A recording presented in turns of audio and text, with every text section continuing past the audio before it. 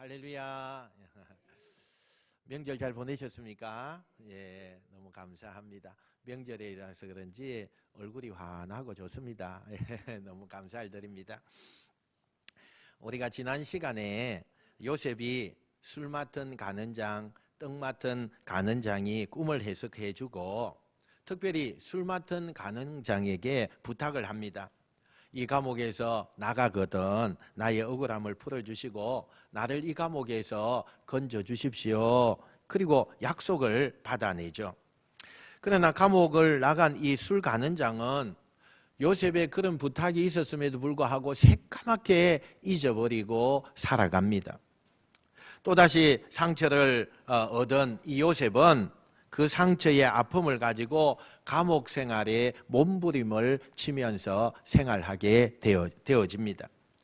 이제는 사람에 대한 기대, 술 가는장에 대한 기대를 다 내려놓고 다시 감옥에서 일상적으로 정응해 가고 있는 그때에 오늘 성경 41장이 그렇게 시작을 하게 됩니다. 근데 오늘 성경에 우리가 무심코 넘길 수 있는 숫자 하나가 나오게 돼요.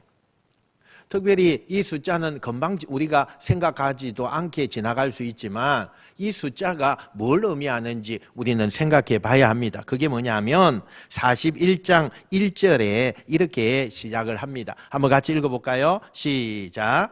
만 2년 여호와 꿈을 꾼즉 자기가 나일 강가에 서 있는데.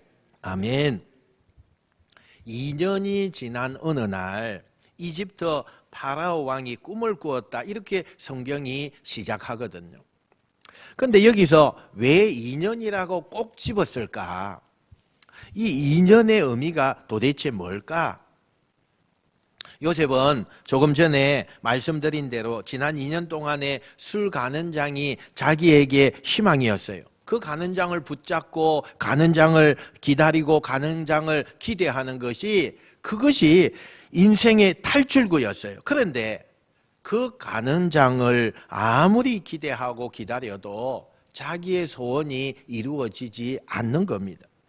이제는 더 이상 사람에 대한 기대, 가는장에 대한 그 기대를 내려놓고 다시 하나님만이 나의 희망, 나의 구원, 나의 기대일 수밖에 없습니다라고 전적으로 의지하는데 사람을 내려놓고 하나님을 의지하는 이 기간이 2년이었다 이렇게 생각할 수가 있습니다.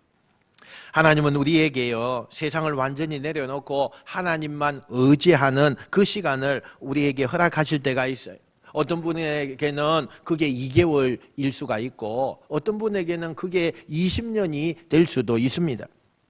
그러나 분명한 것은 내가 세상에 대한 그 기대 또 사람에 대한 희망 여기에 목숨 거는 이 모든 것들을 내려놓고 하나님을 기대하는 시간으로 의지하는 시간으로 돌아가는데 이 과정이 없이는 오늘 하나님이 우리를 건져주시지 않는다는 것을 말씀하고 있습니다.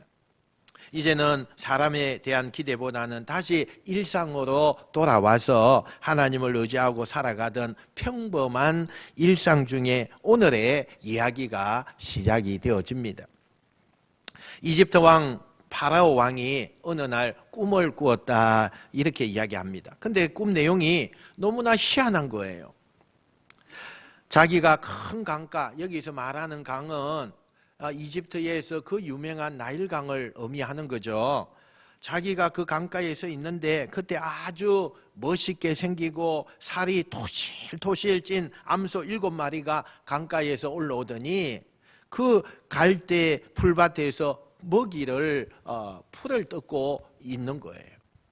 근데 바로 뒤에 금방이라도 쓰러질 것 같은 아주 흉측하게 생기고 야인 암소 7마리가 다시 그 강가에서 올라오더니 먼저 올라와서 풀을 뜯고 있는 이 살찐 7마리의 암소를 잡아먹기 시작하는 거예요. 신기한 것은 두 가지가 있었는데 힘이 훨씬 더 세어 보이는 그 암소들이 야인 그 암소들에게 잡아먹히더라는 거죠. 또 야인 암소들이 그렇게 그 살찐 암소를 다 잡아먹고도 여전히 그 모습은 야이어서 볼품이 없는 모습이었다는 거예요. 이런 생생한 꿈을 꾼 이집트의 왕 파라오는 이 꿈이 온통 어문투성입니다. 왜 이런 일이 일어나고 왜 이런 꿈을 나에게 꾸게 했는가? 도대체 이 꿈이 주는 메시지가 뭘까? 잠에서 깨어난 이 파라오 왕은 너무나 생생하고 그 흉측한 그 암소들을 보면서 온몸이 식은 땀으로 그냥 범벅이 된 거예요. 애써서 이 꿈을 뵐 의미가 없겠지, 그렇게 지워버리려고 노력을 하고 다시 잠을 청하게 됩니다. 가까스로 잠을 자게 되는데 또 꿈을 꾸기 시작해요. 이번에는 한 줄기에서 토실토실하게 그렇게 잘 여문 7개의 이삭이 나타납니다. 그리고 얼마 뒤에 같은 그 줄기에서 아주 속이 텅 비고 말라버린 그런 7개의 이삭이 또 나오더니 토실토실한 그 이삭을 또 잡아 먹는 거예요. 이건 역시 왕의 꿈속에서 이걸 지켜보다가 기겁을 합니다. 말라 비틀어진 이삭은 왜 나오는 거고 토실토실한 그 이삭은 왜 잡아먹히는 건가? 무슨 뜻일까? 왕이 너무나 그 꿈의 그 뜻을 알기 위해서 궁금해진 거예요. 잠에서 깨어난 왕이 2번 연속 비슷한 꿈을 꾸었는데 도대체 이 꿈이 무엇을 말하는 것이고 도대체 이 꿈이 나에게 어떤 것을 말씀하기 위하여서 이렇게 나에게 2번씩이나 꾸게 했을까? 직감적으로 내가 이것은 잘 모르지만 분명히 신이 나에게 계시하는 내용일 거다, 이런 것을 직감하게 됩니다. 이렇게 잠에서 깨어나서 신하들 불러놓고 아주 긴급하게 지시를 합니다. 전국에 있는 무당, 마술사들, 천문학자들, 박사들, 이런 사람들 다 모아서 궁정으로 들이라. 내 꿈을 해석해 봐야 되겠다. 불효령의 신하들이 유명한 당대의 사람들 다 궁정으로 그렇게 들입니다. 그리고 줄을 세워놓고 왕이 꿈꾼 이야기를 다 들려준 다음에 해석을 요청하는데 몇 사람들이 자기 나름대로의 그 해석을 하고 왕에게 여러 가지 그 꿈을 해석해 주지만 왕이 듣기에 아 이거구나 라고 무릎을 칠 만한 그런 해석은 없더라는 거예요. 안 되겠다. 여기 말고 지방에 숨겨져 있는 인재들이 있으면 추천해봐라. 그래서 베리벨 사람들 그때부터 왕이 다 불러드립니다. 그리고 왕의 꿈의 내용을 해석하라고 하지만 누구도 이 왕이 꾸었던 이 2개의 그 꿈을 명쾌하게 풀어내는 사람이 없었습니다. 시간이 점점 흘러갑니다. 왕은 신경적으로 너무나 예민해져 갑니다. 여러분, 세상에서 무서울 것이 없는 당대 이 시대에 주름 잡았던 이집트의 왕입니다. 또 가장 그 강대국에서 신령하다는 소리를 듣는 마술사들이 다 모였습니다. 천문학자들, 또 거기에 많은 전문 지식과 공부를 한 그 박사들이 다 모였습니다. 그런데 그들이 온통 다 달려들었지만 그 누구도 이 2개의 꿈을 잘 해석하지 못했다는 겁니다. 다 사람들이 모였지만 이 2개의 꿈을 해석하지 못하고 다 무력한 상황에 놓여 있게 되는데 도대체 왜 그럴까요? 왜 전문 지식을 가진 사람들도 이 꿈에 대해서 그렇게 해석하지 못할까요? 저는 그 의미가 분명하다고 생각이 되어져요. 여러분, 영의 일은 영어로만 해석할 수가 있습니다. 하나님의 말씀은 인간의 머리로 절대로 풀어낼 수가 없어요. 인간 세상에서 아주 똑똑하고 능력을 많이 가지고 있는 사람이라 할지라도 하나님께서 그에게 지식을 주지 않고 지혜를 주지 않으면서 그것을 풀어낼 수가 없다는 것을 오늘 성경은 우리에게 강력하게 말씀하고 있다는 거예요. 여러분, 오늘 우리가 살아가는 지금은 어떻습니까? 우리는 너무나 많은 문제 앞에 놓여 있습니다. 그리고 우리는 온통 매달려서 그 문제를 지금 해결하려고 합니다. 전 세계의 박사들이 다 모였습니다. 전 세계 강대국들이 또 전 세계에 섬기고 있는 그 신들이 우리가 당면한 이 문제를 해결해 보려고 다 뛰어들고 매달리고 있지만 지금도 실마리를 풀지 못하고 있어요. 우리는 이런 상황을 어떻게 해석해야 될까요? 하나님이 우리에게 지혜를 주지 않으시면, 하나님이 우리에게 영적으로 풀어주지 않으시면 아무것도 할 수 없다는 거예요. 그렇기 때문에 지금 이 어렵고 답답한 상황에서 우리가 해야 할 게 도대체 뭡니까? 하나님의 이름을 부르고 하나님 앞에 무릎을 꿇고 하나님 앞에 기도하는 거예요. 하나님, 우리에게 당신밖에 없습니다. 지혜를 주시고 깨닫는 영을 주시고 하나님의 방법으로 이 길을 하나님 열어 주시옵소서. 여러분이 어떤 답답한 일을 만나서 온 가족이, 내 주변 사람들이 그것을 다 도와주려고 해도 해결되지 않는 문제를 만나셨다면, 여러분 가정에서, 일터에서, 거리에서 또는 유튜브 예배를 드리면서 성전을 바라보고 하나님을 바라보고 하나님의 이름을 부르고 기도하셔야 돼요. 기도하셔야 돼요. 그래야 하나님이 이 세상에서 우리가 풀 수 없는 문제에 대해서 지혜와 영으로 풀어주실 줄 믿습니다. 시간이 지나면 지날수록 왕이 신경질적인 것이 더 높아져 갑니다. 점점 불안해집니다. 옆에 있는 그 비서들도 다급하기는 마찬가지입니다. 그 중에 왕을 모시고 있는 이 술관원장이 어떻게 하면 왕을 도와줄 수 있을까 고민을 하기 시작하죠. 그런데 불현듯 그 고민을 하는 도중에 떠오르는 사람이 한 사람이 있었습니다.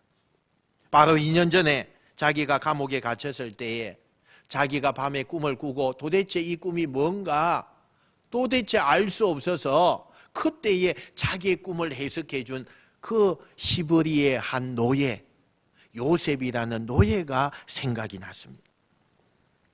밖에 나와서 내가 밖에 나가면 너를 기억해서 너의 억울함을 내가 다 풀어주겠다, 그렇게 했는데 지난 2년 동안에 이 노예 히브리인 이 요셉을 술관원장이 생각하지 않았습니다. 정말 마음 한편으로는 너무 미안한 마음이 듭니다. 혹시나 그 친구라면 이 왕의 고민하는 이 꿈을 해석해 줄 수 있지 않을까. 그래서 왕에게 있는 사실을 다 보고합니다. 믿져봐야 본전이니까 한번 불러보자. 요셉이 부름을 받게 됩니다. 수염을 깎고 머리를 단장하게 하고 왕 앞에 서기 위하여서 의복을 깨끗하게 입고, 그리고 드디어 요셉이 그 당대의 최고의 왕 앞에 지금 서게 돼요. 여러분, 이 장면이 보통 장면입니까? 보통 일입니까? 지금 이 장면이 하나의 노예가 그 거대하고 큰 이집트 왕을 만날 수가 없어요. 그런데 오늘 이 일이 일어나면서 하나의 정말 가치 없는 종의 모습으로 파라오 앞에, 왕 앞에 서게 돼요. 근데 여러분 생각해 보면, 만약 2년 전에 요셉이 기대했던 대로 자기가 너무나 소원했던 그 대로 술관원장이 밖에 나가서 자기를 불러내어서 그 모든 일이 해결되었다면 지금 파라오 왕 앞에 과연 설 수 있었을까? 어떻게 이런 기가 막힌 드라마가 나타날 수 있을까? 결국 그때에 요셉이 원하는 대로, 요셉이 계획한 대로, 요셉이 소원하고 요셉이 뜻하는 대로 되지 않았지만 그 좌절하는 그 순간이 결국에는 하나님의 또 다른 계획이 실행되는 사인이었다는 거예요. 때때로 지금 내가 기도하고 내가 소원하고 내가 부르짖고 내가 그렇게 간절히 원하는 내 뜻대로 내 길대로 인생이 되지 않을 때 우리는 낙심하고 좌절할 수 있지만, 그 좌절의 순간이 하나님이 또 나를 쓰시기 위하여서 준비하고 계시는 축복의 길로 하는 시작일 수 있다는 것을 여러분 믿으시길 축원합니다. 기가 막힌 일이 일어난 거예요. 어떻게 감히 히브리 노예가 대제국의 왕 앞에 서 있을 수가 있습니까? 거꾸로 생각해 보면 왕의 입장에서는 너무 황당한 일이 지금 일어난 거예요. 자기가 신하의 말을 듣고 근본도 없는 이 요셉이라고 하는 히브리 노예를 자기 앞에 불러왔지만 그가 그 노예를 딱 보는 순간 자존심도 상하고 이게 도대체 뭐 하는 짓인가? 이 나라에 그렇게 유능하고 훌륭한 인재가 없어서 내가 저 따위 노예, 그것도 다른 나라에서 온 그 히브리 노예 앞에 내 인생의 문제를 내놓고 고민을 해결해 달라고 상담해야 되는데 자기의 모습이 너무 초라하게 보이는 거예요. 그래서 요셉에게 대뜸 이렇게 한마디 외칩니다. 자네가 듣지 아니 꿈을 그렇게 잘 해석한다고 하는데 어디 내 꿈을 해석해 보게나. 만약에 내가 만족할 만한 답을 못하면 오늘 네 목을 벨 것이다. 이 장면에서 이미 파라오 왕은 요셉을 너무 하찮은 존재로 보고 있는 거예요. 자기를 도와줄 파트너로 존경하는 게 아니라 정말 벌레만도 못한 존재, 존재감이 없는 그런 상태로 지금 경멸을 하고 있다는 거죠. 그래서 무시하는 거예요. 너 같은 노예가 뭐 할 수 있겠어? 너 같은 노예 내가 다 알아. 뭐 이렇게 상대를 완전히 깔보는 거예요. 그런 시선으로 지금 요셉을 보는 거예요. 여러분, 이런 분위기에서 요셉이 얼마나 긴장하겠습니까? 보통 사람들 같으면 그런 왕 앞에 서 있는 것조차도 다리가 후들후들 떨려서 감히 서 있을 수가 없는 그런 분위기입니다. 또 아니 어떤 생각이 나도 차마 입이 떨어지겠습니까? 만약에 내가 잘못 이야기하면 내 목이 달아납니다. 그런 상황에서 어떻게 이 요셉이 가만히 있을 수 있겠습니까? 그런데 성경에 보니까 여러분 이 요셉을 한번 보세요. 의의 모습이 보여줍니다. 16절 말씀 한번 같이 읽어보겠습니다. 시작. 요셉이 바로에게 대답하여 이르되 내가 아니라 하나님께서 바로에게 편안한 대답을 하시리이다. 아멘. 자기를 무시하는 왕 앞에서 요셉이 뭐라고 말을 하고 있습니까? 왕이시여, 제가 대답하는 것이 아닙니다. 제가 섬기는 하나님께서 말씀해 주시는 겁니다. 저는 그냥 이거 읽고 넘어갈 만한 그런 내용이지만 이 구절에서 하나님의 가슴이 얼마나 뭉클했을까 이걸 느끼게 되는 거예요. 왜냐? 지금 파라오 왕은 온통 요셉을 바라보면서 벌레만도 못한 저 존재 경멸하고 그리고 요셉을 쳐다보면서 요셉이 무슨 말을 할까? 요셉만 지금 바라보고 있는 거예요. 그런데 갑자기 요셉이 자기를 바라보는 그 왕의 시선을 자기가 아닌 하나님께로 지금 돌리고 있는 겁니다.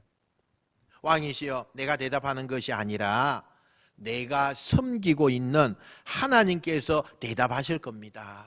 그랬더니 이 왕이 요셉을 바라보다가 요셉이 말하는, 요셉이 지목하는 하나님을 향하여 생각하고 하나님을 바라보고 하나님을 묵상하고 생각하게 되더라는 거예요. 저는 이 장면이 요셉의 위대함이라고 생각해요.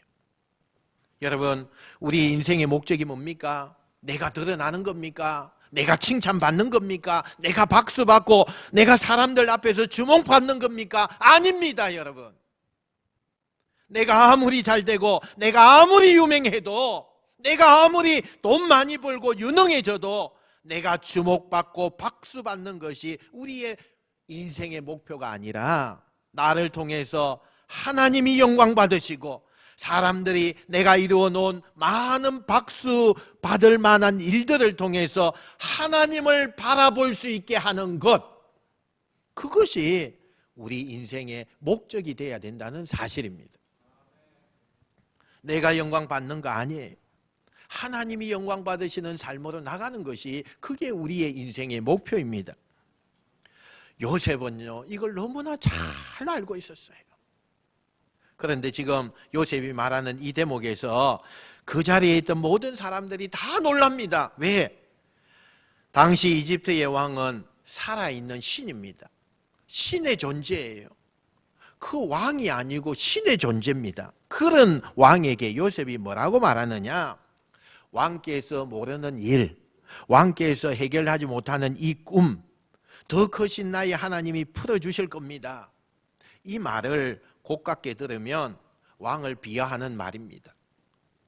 왕의 모든 위신을 깎아내리는 말로 들릴 수 있어요. 그래서 요셉은 불경건한 죄로 그 자리에서 바로 목이 잘릴 수가 있는 겁니다. 굉장히 위험하고 당돌한 이야기를 하고 있어요. 자기 앞에서 자기의 생사를 지고 있는 파라오 왕 앞에서 어떻게 이렇게 담대하게 이야기할 수가 있습니까? 그것은 요셉이 믿는 게 있었다는 거예요. 그게 뭔 줄 아십니까? 진짜로 이 세상을 주관하시는 분이 하나님이라는 것을 확신하고 있었습니다. 그냥 믿는 게 아니에요. 확신하고 그것을 믿었다는 거예요. 요셉은 사람들이 아무리 파라오 왕을 높이고 파라오 왕이 최고인 줄 알아도 결국은 하나님의 손 안에 달려있다는 것을 확실하게 믿었다는 거예요. 그래서 다른 사람들은 몰라도 요셉은 왕에게 잘 보이고 왕에게 인정받는 것이 중요한 것이 아니라 더 높으신 하나님 앞에 내가 인정을 받고 하나님을 드러내는 것, 이것이 요셉의 목표였다는 사실이에요.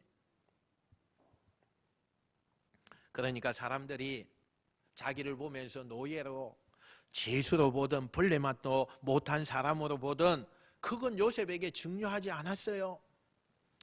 그러니까 남들의 시선, 그것이 일에 일비하지 않고 어떻게 바라보고 어떻게 자신에게 이야기하느냐, 그것 앞에서 여유와 담대함을 가질 수 있던 그 비결은 하나님이 모든 것을 주관하시고 주장하신다는 것을 확실히 믿었다는 사실입니다.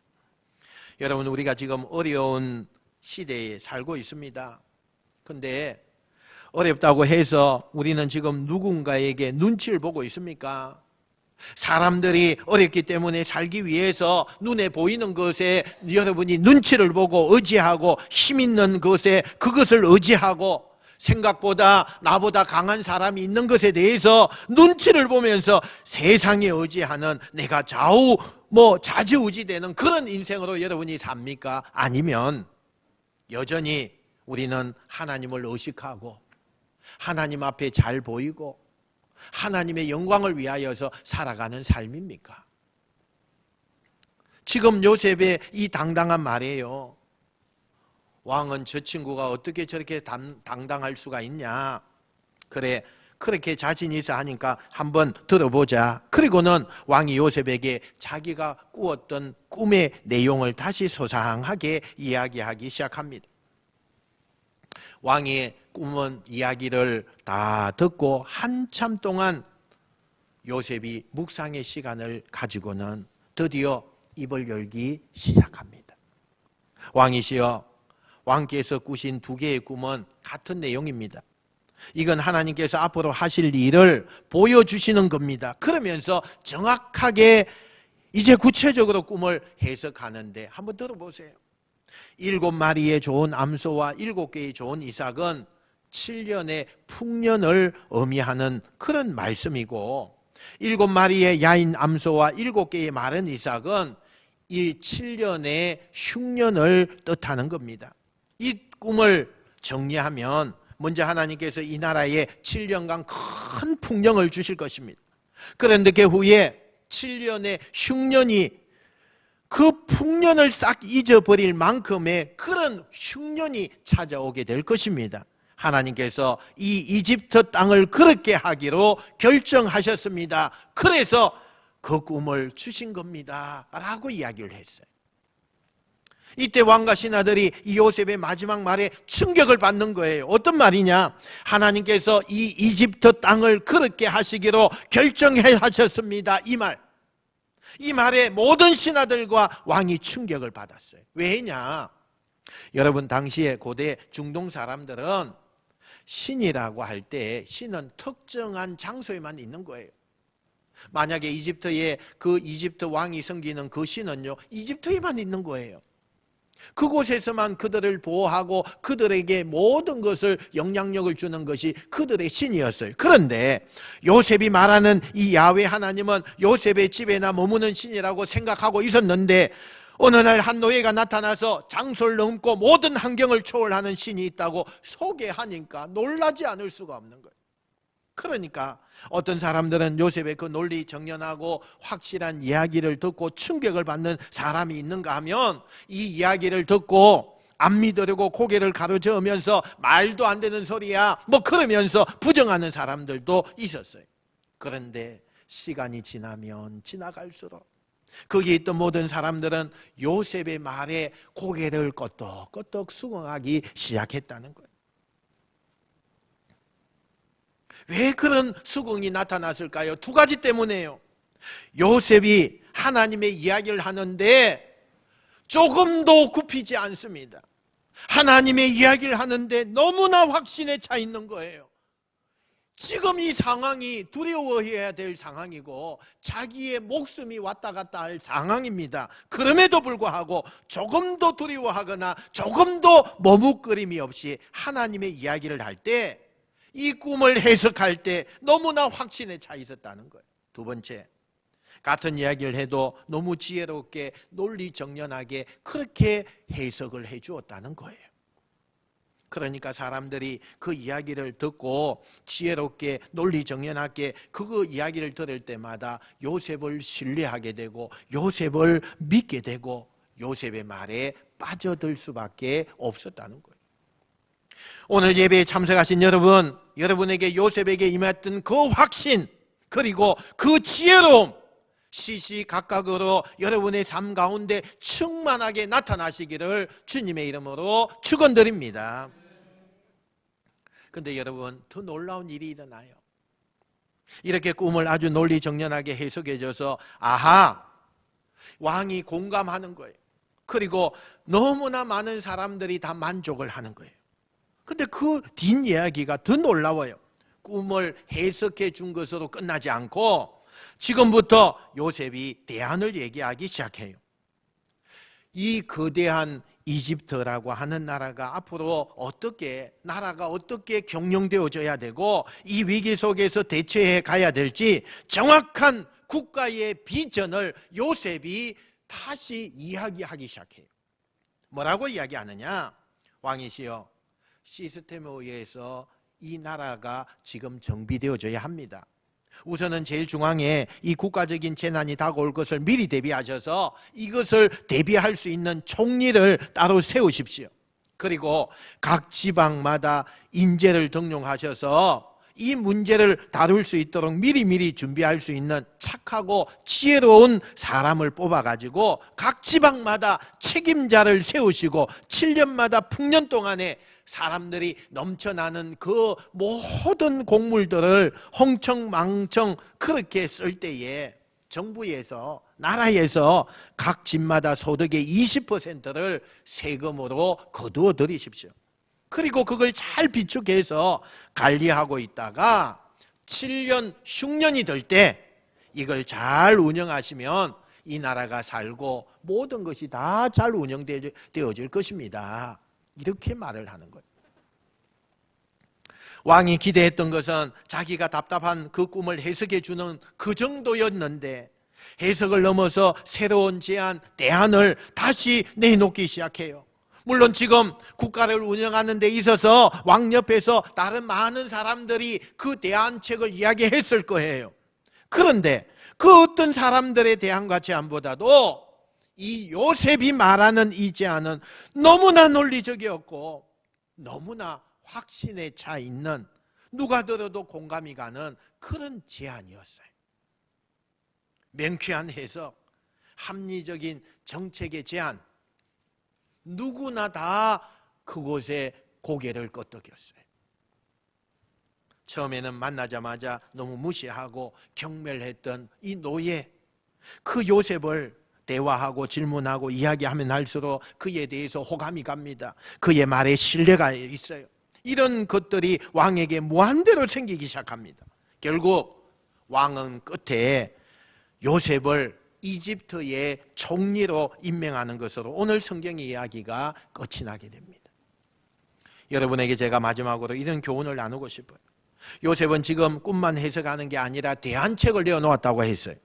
그런데 당시에 요셉의 말로도 다른 무당들, 다른 천문학자들, 박사들, 이런 사람들 자기 나름대로 자기 방식으로 이 왕의 꿈을 해석하고 대안을 제시하고 다 했습니다. 그런데 왕은 어째서 노예고 신분상에 대먹지도 못한 이 요셉의 말을 그곳에다가 손을 이렇게 들어주었을까?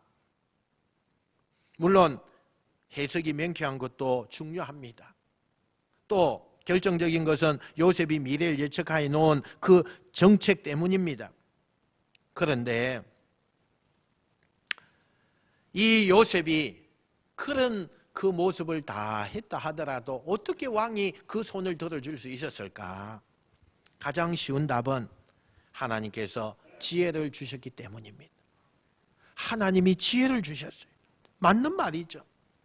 하나님이 지혜를 주셨으니까 명쾌한 답을 할 수 있었고, 이것 말고 더 중요한 것이 또 하나 있습니다. 그게 뭔 줄 아십니까? 바로 보디발 밑에서 일했기 때문입니다. 그가 보디발 밑에서 노예로 매니저로 그 집 살림을 맡아 일하면서 경영이라는 것을 처음으로 그가 배우게 된 거예요. 그 집의 흉년의 때에 대비해 봤기 때문에 보디발 밑에서 일을 하면서 그가 왕 옆에 경호대장이었던 그 보디발, 국가적인 재난을 가지고 와서 고민하는 그것을 종종 보았습니다. 뭘 고민하는지 이런 것을 어깨너머로 보았습니다. 한 번도 경험해 보지 못한 일들이지만 그걸 보았어요. 나라가 지금 어떻게 운영이 되어 가고 있는지, 무엇이 이집트의 고민인지 노예 생활을 통해서 보디발 주인을 통해서 듣고 생각하고 배우고, 이런 시간이 훗날 왕 앞에서 그런 국가적인 제안서를 내어놓을 수 있는 탁월함을 갖게 했다는 사실이에요. 그러면 요셉이 개인적으로 보디발 집에서 노예로 살았던 것은 분명히 불행한 시간 아닙니까? 그런데 여러분, 하나님께서 순간순간 요셉을 높여주신 거예요. 그래서 저는 이렇게 말하고 싶습니다. 한번 따라합시다. 하나님 안에서 불행은 없습니다. 불행은 없습니다. 할렐루야. 맞습니다. 하나님 안에서 불행이 없습니다. 여러분이 어려운 생활 하고 있습니까? 답답한 생활이 지금 계속 이어지고 있습니까? 질병 때문에 너무나 힘들어하고 있습니까? 우리는 결코 그것이 불행이 아닙니다. 우리는 아무리 큰 어려움을 만났을지라도 하나님은 그곳에 뜻이 있다는 것을 믿으시길 축원합니다. 코로나19, 경제적인 불황, 우리가 만나는 사회적인 갈등, 또는 우리 가정에서 생기는 여러 가지 어려운 일들이, 난관이 너무나 어렵습니다. 그러나 저는 분명히 믿어요.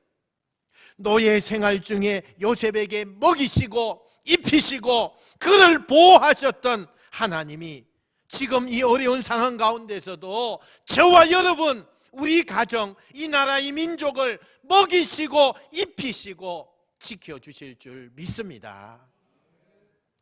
사랑하는 성도 여러분, 요셉처럼 감옥일지라도, 노예의 신분일지라도, 아니 그 왕의 무서운 경멸의 눈과 공포스러운 그 분위기 앞에서라도 그 환경과 세상 앞에 무릎 꿇는 자가 되지 않고 해를 바라보는 해바라기처럼 하나님만을 응시하는 이 요셉, 하나님만을 바라보는 이 요셉, 역경을 이겨내고 믿음의 주인공이 되었던 이 요셉처럼 저와 여러분 모두가 그런 인생, 그래서 우리는 오늘 내 인생의 가장 밑바닥에서 희망의 노래를 부를 수 있는 그런 자가 여러분이 되시기를 축원합니다.